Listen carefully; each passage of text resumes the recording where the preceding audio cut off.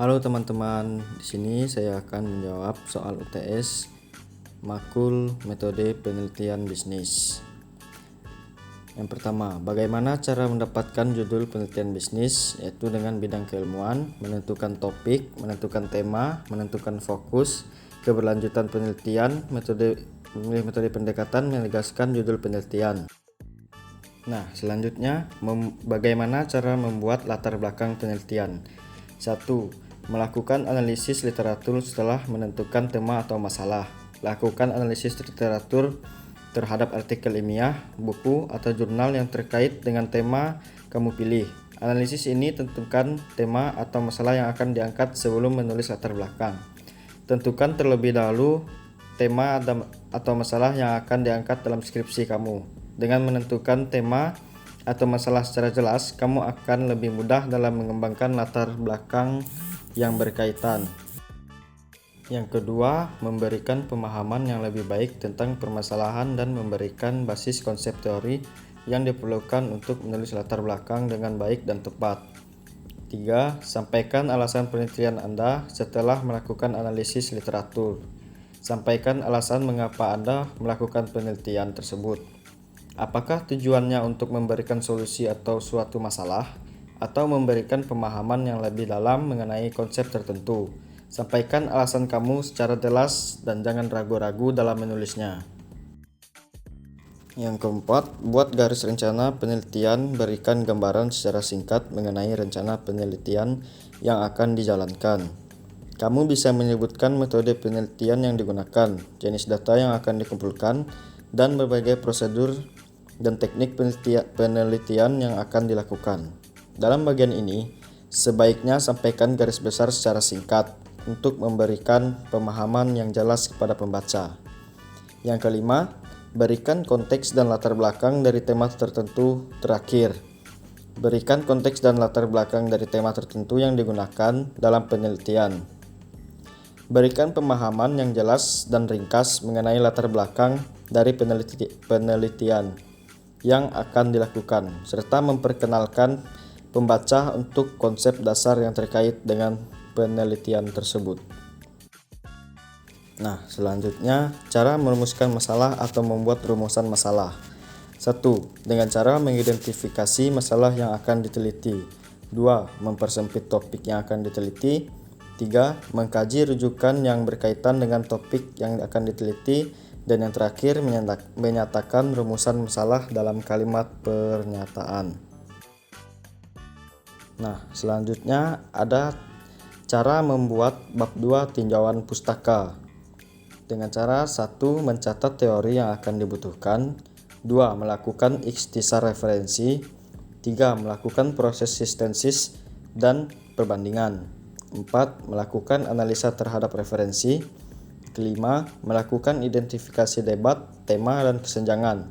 Dan yang keenam, membuat garis besar struktur tinjauan pustaka. Selanjutnya, bagaimana membuat tujuan penelitian. 1. Identifikasi masalah atau pertanyaan penelitian. 2. Batasi dan fokuskan tujuan penelitian. 3. Gunakan pendekatan SMART. 4. Jelaskan tujuan secara rinci. 5. Hubungan tujuan dengan relevansi dan manfaat penelitian. 6. Revisi dan perbaiki tujuan penelitian.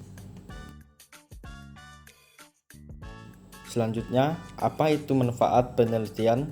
Secara umum, manfaat penelitian merupakan serangkaian atau kumpulan kegunaan hasil penelitian, baik bagi kepentingan untuk pengembangan program maupun kepentingan ilmu pengetahuan yang dianggap penting untuk dilakukan. Jenis manfaat penelitian. 1. Manfaat teoritis. Manfaat penelitian secara teoritis artinya manfaat penelitian yang memiliki tujuan dalam hal akademis atau untuk pengembangan ilmu. Arti dari manfaat penelitian secara teoritis ini berguna untuk mendapatkan dan mengembangkan berbagai ilmu yang telah diteliti dari segi teoritis. 2. Manfaat praktis. Jenis manfaat praktis penelitian yang harus ada juga di dalam manfaat penelitian adalah manfaat praktis. Manfaat praktis ini ditulis berdasarkan bagaimana masalah yang ada di dalam sebuah penelitian tersebut untuk diselesaikan atau dipecahkan. Artinya, manfaat praktis ini berisi mengenai penjelasan manfaat yang berguna untuk memecahkan masalah yang ada di dalam penelitian tersebut secara praktis. Tentu saja, manfaat penelitian secara praktis ini dapat diarahkan kepada lebih dari satu subjek di dalam sebuah penelitian.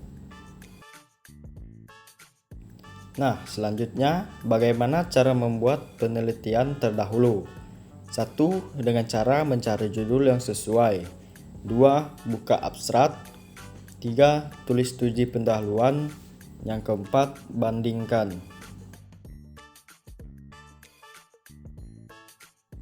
Nah, ini yang soal terakhir, yaitu bagaimana cara membuat hipotesis dan kerangka pemikiran. 1. S. Margono dalam buku yang berjudul Metodologi Penelitian Pendidikan beranggapan bahwa hipotesis adalah pendapat atau gagasan yang sifatnya masih tentatif atau sementara. Hipotesis menjadi suatu proposisi yang memiliki kemungkinan jawaban yang salah. Oleh karenanya, penting untuk ditelusuri kebenarannya melalui penelitian yang terstruktur. Yang kedua, sama halnya dengan arti kerangka pada umumnya, yang berarti sebagai penopang atau rancangan. Selain itu, pemikiran dapat diartikan sebagai suatu ide atau gagasan yang perlu dituangkan. Oleh sebab itu, kerangka pemikiran dapat diartikan sebagai suatu rancangan yang digunakan untuk membantu penulis dalam menyelesaikan tulisan yang sudah dibuatnya. Nah, teman-teman, sampai di sini saja. Apabila ada salah jawaban dari soal saya, mohon maaf. Saya ucapkan terima kasih.